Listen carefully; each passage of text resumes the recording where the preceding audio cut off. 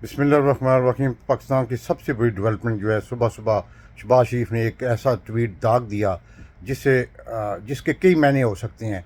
क्योंकि शहबाज शरीफ वो बंदा है जो कि बहुत बड़ा बूट पालशिया है और बहुत बड़ा जो कि यानी कि मैं वो गलत लफ्ज़ नहीं इस्तेमाल करना चाहता, जो कि डिग्गी में बैठ के इन लोगों के मिलता रहा है। लेकिन आप देखें दो दो 3 दिन के अंदर जो डेवलपमेंट हुई हैं वो बड़ी इंपॉर्टेंट थी।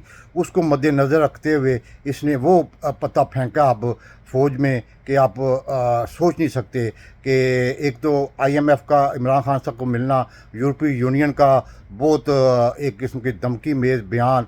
तीसरी सबसे बड़ी बात यह है कि सुप्रीम कोर्ट ऑफ पाकिस्तान ने जो तफसीली फ़ैसला जारी किया था, उसके बाद शहबाज शरीफ ये समझने लग पड़ा था कि हो सकता है आसिम मुनीर के साथ इसकी बड़ी अंडरस्टैंडिंग है, क्योंकि ये अंडरस्टैंडिंग से आया गया है। तो लिहाजा उसने ऐसा ट्वीट किया ताकि आसिम मुनीर के दिल में भी ये चीज़ पैदा हो कि हो सकता है मुझे कोई कत्ल करने के लिए मतलब कि साजिश होती हो। और दूसरा ये फ़ौज में भी मतलब कि एक फ़ौज को भी एक पैगाम दिया गया कि आपके ख़िलाफ़ साजिश हो रही है। क्योंकि इसके कई मायने हैं, क्योंकि आज इमरान खान साहब और इसने ये भी कोशिश किया कि मिलिट्री इस्टेब्लिशमेंट इमरान खान साहब से बातचीत ना कर सके। तो इसलिए कि इमरान खान साहब आज 2 दिन के लिए बनी गाला आए हैं, तो उसको ये पता लग चुका था और कि हो सकता है कि कोई मिलिट्री इस्टेब्लिशमेंट जो है इमरान खान साहब के रात के अंधेरे में कोई मुलाकात ना कर ले। इसलिए इसने ये उसको रोकने के लिए और ताकि उसकी सिक्योरिटी जो है आसिम मुनीर की,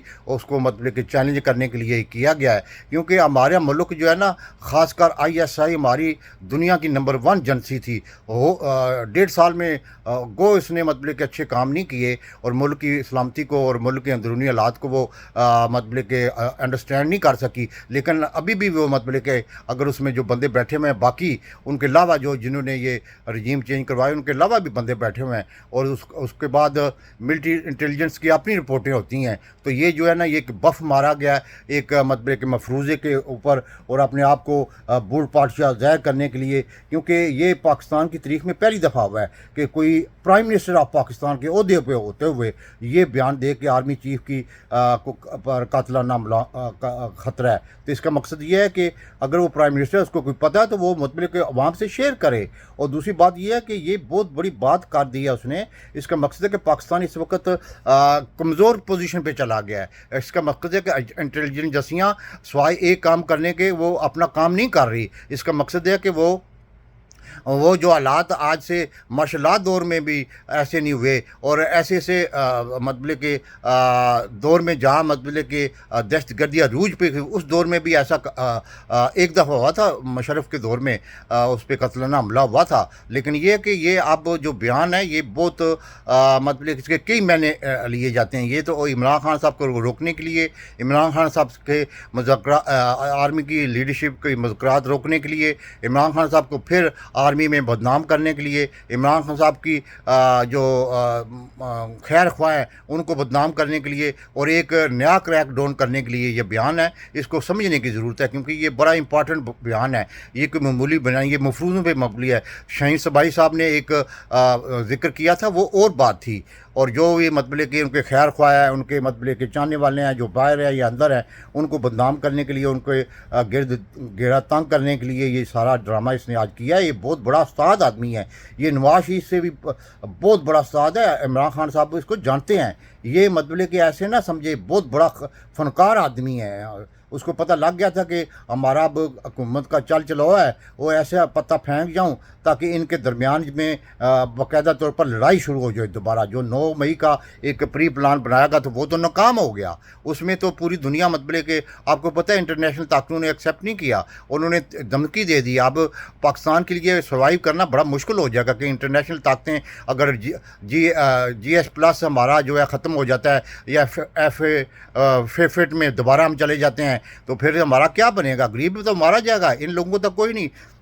इन्होंने तो ऑलरेडी अब टिकटें कम से कम 50% लोगों ने जो कि वज़ीर बने वो उन्होंने टिकटें कटवाई हुई हैं। वो तो किसी टाइम भी बाहर चले जाएंगे। इनके डॉलर बाहर है, इनका रहना बाहर है, इनका खाना बाहर है, इनकी इलाज बाहर है, इनकी ईदें बाहर है। आप देख सकते हैं کیونکہ جو دبئی پلان بننا تھا اس میں آصف زرداری، نواز شریف، مریم نواز اور بلاول بھٹو کیسے مطلب جا رہے تھے، پاکستان کی قسمت کے فیصلے کر رہے تھے.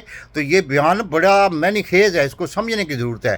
اس کو مطلب کہ یہ نہ کہیں کہ یہ ایک معمولی بیان ہے. ایک پرائم منسٹر آف پاکستان جس کے اندر ISI بھی ہے، جس کے IB بھی ہے، جس کے اندر فوج ہے، اس کے باوجود اس کا بیان یہ معنی خیز اس لیے ہے کہ وہ دوبارہ لڑانا چاہتا ہے.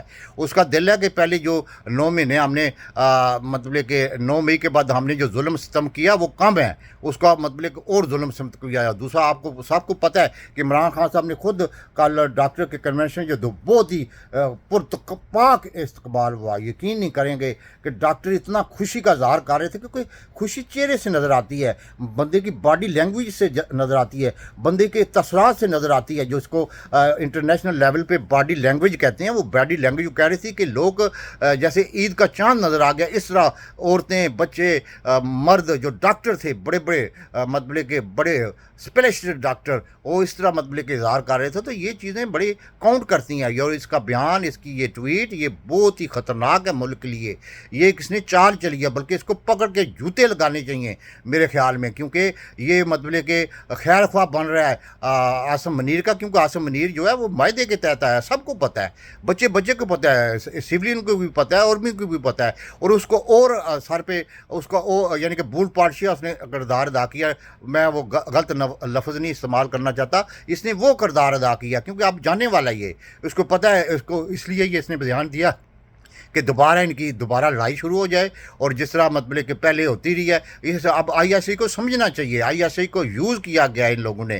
عاصم منیر یوز ہوا ہے ان اپنا مسلم لیگ نواز، آصف زرداری اور سلسلہ مافیا کے سردار کے ہاتھوں میں. اب ان کو سمجھنا چاہیے، ملک کی خاطر کام کرنا چاہیے. ملک آپ کو پتہ کہ 2 دن میں جو صورتحال تبدیل ہوئی ہے بہت خطرناک ہے پاکستان کے لیے. اقتصادی لحاظ سے پاکستان زندہ باد.